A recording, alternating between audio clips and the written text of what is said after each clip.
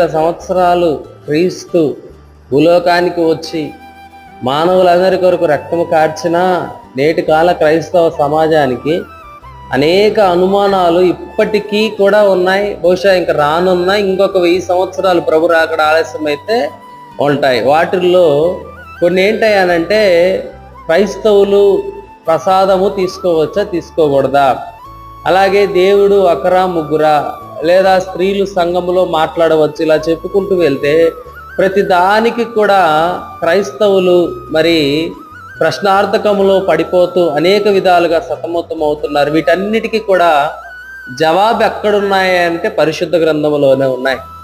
దేవుని బిడ్డలారా, ప్రతి అంశమునకు ప్రతి ప్రశ్నకు కూడా జవాబు ఎక్కడున్నాయి అంటే జీవము కలిగిన పరిశుద్ధ గ్రంథములో ఉన్నవన్నటువంటి విషయాన్ని గుర్తుంచుకోవాలి.